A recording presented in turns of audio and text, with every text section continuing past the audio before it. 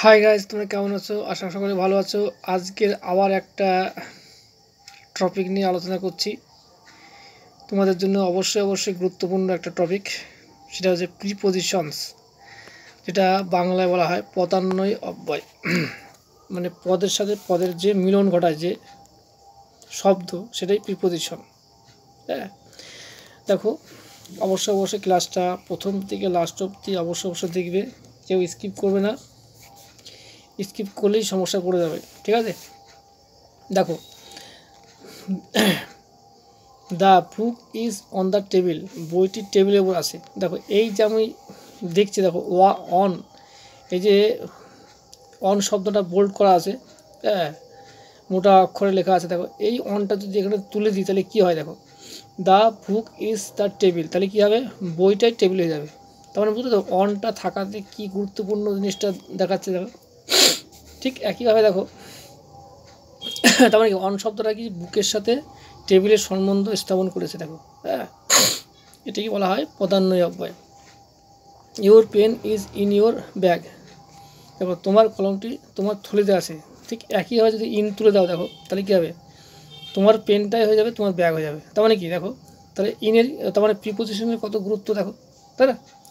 দেখো, he has come from Dehradun today, সে দেরাদুন থেকে আজ এসেছে। দেখে যাও এইভাবে, the ball is under the table, বইটি টেবিলের নিচে আসে। তোমরা প্রিপোজিশন তুলে দিয়ে আর বসিয়ে মানে করবা, দেখো জিনিসটা আরও পরিষ্কার হয়ে যাবে। We rights with our hands, আমরা হাত দিয়ে লিখি। দেখো, তাহলে উপরে বাক্যগুলিতে অন, ইন, ফ্রম, আন্ডার এবং উইথ, এই ওয়ার্ডগুলি হলো প্রিপোজিশনস, ঠিক আছে? অবশ্যই এইগুলো ক্লাসটা প্রথম থেকে রাসুই দেখবা এবং কোনো স্কিপ করবো না, তাহলে কোনো কিছু বুঝতে পারবো না।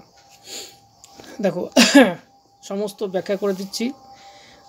ক্লাস একদম 1 থেকে শুরু করে একদম আপার লেভেল প্রত্যেকেরই কাজে লাগবে। দেখো, ইংরেজিতে প্রি ওয়ার্ডটির অর্থ আগে। দেখো, পজিশনটি অর্থ অবস্থান, অর্থাৎ এর অবস্থান হলো আগে। দেখো, যে ওয়ার্ড নাউন কিংবা প্রোনাউনের আগে অবস্থান করে বাক্যে অন্যান্য ওয়ার্ড বা শব্দ এর সঙ্গে তাদের সম্পর্ক স্থাপন করে, তাদের প্রিপোজিশন বলা হয়। কিন্তু আগেই বললাম জিনিসটা কি, এটা ইংলিশে পড়ে নিও, ঠিক আছে? আচ্ছা, নিচের কয়েকটি প্রিপোজিশন দেওয়া হলো। দেখো, এগুলো অবশ্যই গুরুত্বপূর্ণ। দেখো, যেগুলো প্রয়োজন সেইগুলো কিন্তু এখানে দেওয়া আছে, এর চেয়ে আরও বাইরে আছে আরও প্রিপোজিশন, পরে আমরা বিস্তারিতভাবে পরে ক্লাসে আলোচনা করবো। দেখো, দেখো, অ্যাট মানে দিকে, প্রতি, টু মানে দিকে প্রতি। দেখো, ইন মধ্যে, ইনটু এটার মধ্যে। দেখো, এক এক জায়গায় এক এক রকমভাবে ব্যবহার হয় কিন্তু। আচ্ছা, অ্যাবাভ মানে হচ্ছে উপরে, আফটার মানে পরে, বাই মানে দ্বারা, বিহাইন্ড মানে পেছনে, বিনিত মানে নিচে। বানানগুলো দেখে নেবা। ফ্রম মানে হইতে, ফর মানে জন্য, অন মানে উপরে, ডাউন মানে নিচে, আন্ডার মানে নিচে, অফ মানে এর, এর হয়, ইন ফ্রন্ট অফ মানে সামনে, ইনসাইড মানে ভিতরে, অ্যারাউন্ড মানে চারিদিকে। দেখো, আরও প্রিপোজিশন আছে, ঠিক আছে? তোমাদের যেগুলো কমন সেইগুলো কিন্তু এখানে আলোচনা করা হয়েছে। দেখো, আরও কিছু প্রিপোজিশন দিয়ে নিচে গঠিত বাক্যগুলি করা আছে। দেখো, আই ওয়াজ বর্ন অ্যাট বঞ্চি গ্রাম, দেখো আমি বঞ্চি গ্রামে জন্মেছি। দেখো, our school begins at 11 AM, আমাদের বিদ্যালয় 11টায় শুরু হয়। এই যে টাই কথাটা আসছে, দেখো এই জন্যই অ্যাডটা হয়েছে। দেখো, আমরা 11টা বলতে পারতাম, কিন্তু 11টাই যখন বলছি তখন হচ্ছে অ্যাড হচ্ছে। দেখো, ঠিক আছে? Look at the beautiful bird, সুন্দর পাখিটির দিকে তাকাও। দেখো, তো দিকে, প্রতি, সময়, স্থান ইত্যাদি বোঝাতে অ্যাড প্রিপোজিশন ব্যবহৃত হয়। এবার ইনের মধ্যে দেখো, জিনিসটা ভালো করে দেখো। জিনিসটা, the snake lives in the hole, সাপ গর্তে বাস করে।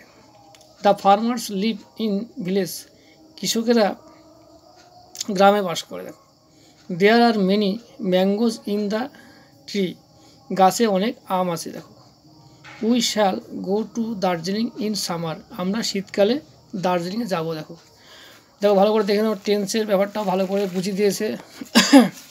এবার আমরা টু দিয়ে কিছু প্রিপোজিশনের কাজ শিখব। গো টু দ্য মার্কেট নাও, এখন বাজারে যাও। দেখো এইগুলো কিন্তু আমরা দৈনন্দিন কিছু কাজে ব্যবহার করি। দেখো হ্যাঁ, এই বাক্যগুলো ব্যবহার করি, কিন্তু আমরা করতে গিয়ে আমরা ধন উল্টে যায় কিন্তু, ঠিক আছে, ধন আর খাড়া হয় না, সমস্যা হয়ে যায়। যা কিছু মনে করো না, পড়াতে গেলে একটু খিস্তিভাবে আসে, তোমরা একটু নিজের মনে করে ক্ষমা করে দিও। দেখো কাম টু দ্য হচ্ছে ব্ল্যাক বোর্ডে এর কাছে এসো, ঠিক আছে। তা তোমরা অবশ্যই দেখো, আমি একদম শুরু থেকে একদম লাস্ট অবধি শেখাবো, ঠিক আছে। যারা শিখছো ইংরেজি, তাদের খুবই কাজে লাগবে, বিশেষ করে স্পোকেন ইংলিশ যারা শেখো তাদের তো অবশ্যই কাজে লেগে যাবে, ঠিক আছে। আর তোমরা আস্তে আস্তে দেখো এগিয়ে যাওয়া, বলো না যে বিন্দু বিন্দু জমেই তো বড় বড় জলের কণা পরিণত হয়, তাই না। আর বড় বড় জলের কণার থেকে সৃষ্টি হয় তোমার পুকুর, খাল, নদী, সমুদ্র। তাই এইভাবে আস্তে আস্তে শিখতে তোমরা একদম ভালো জায়গায় পৌঁছে যাবা, ঠিক আছে। আমি একটু পেজটা উল্টাচ্ছি, দেখো এবার দেখে নাও। এ দেখো, ইট ইজ 10 to 10, এখন 10টা বাজতে 10 মিনিট বাকি। দেখো we went to the headmaster, আমরা প্রধান শিক্ষকের কাছে গিয়েছিলাম। দেখো কোনো সময় বা কোনো দিক যাতে টু প্রিপোজিশন ব্যবহৃত হয়। দেখো এবার অফের ব্যবহার দেখো, this is a house of magician, এইটি জাদুকরের বাড়ি। দেখো the hut is made of mud, পুড়ে ঘরটি মাটির তৈরি। দেখো the leaves of tree are green, গাছটির পাতাগুলি সবুজ। দেখো the rings is made of gold, আংটি সোনা দিয়ে তৈরি। তাহলে অধিকার, উপকরণ প্রভৃতি বোঝাতে অফ প্রিপোজিশন ব্যবহৃত হয়। এবার দেখো ইনটু, দেখো change the noun into adjective, বিশেষণ পদে পরিণত করো। দেখো এরকম ধরনের আমরা সাধারণত বলি মুখে, কিন্তু আমরা লিখতে পারি না, ঠিক আছে। দেখো শিখে নাও ভালো করে। আর শোনো একটা জিনিস, কিছু সেন্টেন্স তোমাকে মুখস্থ রাখতে হবে, আর কিছু সেন্টেন্স দেখো এমনি চলে আসবে হিসাবের মতো, ঠিক আছে। আরও দেখো অনেক ইডিয়াম ফ্রেজ শিখবা, সেগুলো তোমাদের মনে রাখতে হবে। কেউ কিন্তু ভগবান না যে সে পারে আমি পারবো না, এটা কোনো কথা নয়। যে যেরকম দখল রেখেছে ঠিক তাকে সেভাবে সে এগোতে পারবে, তাই না। দেখো the teacher came into the classroom just now, শিক্ষক সবেমাত্র শ্রেণীকক্ষে প্রবেশ করলেন। দেখো ice is change into water by heat, বরফ তাপে জলে পরিণত হয়। দেখো the clever fox fell into the well, চতুর শিয়ালটি কুয়োয় পড়ে গেছিল। তাহলে বাহির থেকে ভিতরে প্রবেশ বা কোনো পরিবর্তন বোঝাতে ইনটু ব্যবহৃত হয়। দেখো এবার ফ্রমের ব্যাপারটা দেখো, my elder brother came from New Delhi yesterday, আমার দাদা গতকাল নিউ দিল্লি থেকে এসেছেন। তাহলে এরকম ধরনের বাক্য আমরা সাধারণত বাড়িতে বলি, করতে পারি না, সমস্যা হয়ে যায়। দেখো Bithika was absent from school yesterday, Bithika গতকাল বিদ্যালয়ে অনুপস্থিত ছিল। Take the book from the shelf, তাক থেকে বইটি নাও। The table is made from wood, টেবিলটি কাঠের তৈরি। The labour fell from the roof, শ্রমিকটি ছাদ থেকে পড়ে গেল। দেখো তাহলে কোনো স্থান, কোনো ধাতু থেকে বোঝাতে ফ্রম প্রিপোজিশন ব্যবহৃত হয়। এবার আমরা আসি বাই উইথ দিয়ে কোনো বাক্য দেখি আমরা। The daughter is standing by her mother, মেয়েটি মায়ের পাশে দাঁড়িয়ে আছে। দেখো বাই দিয়ে পাশে বোঝায়। দেখো রাভানা দেখো ওয়াজ ডিফিটেড বাই রামচন্দ্র কর্তৃক রাবণ পরাজিত হয়েছিল। দেখো the song was sung by Amalesh কর্তৃক গান গীত হয়েছিল। We hear with our ears, আমরা কান দিয়ে শুনি।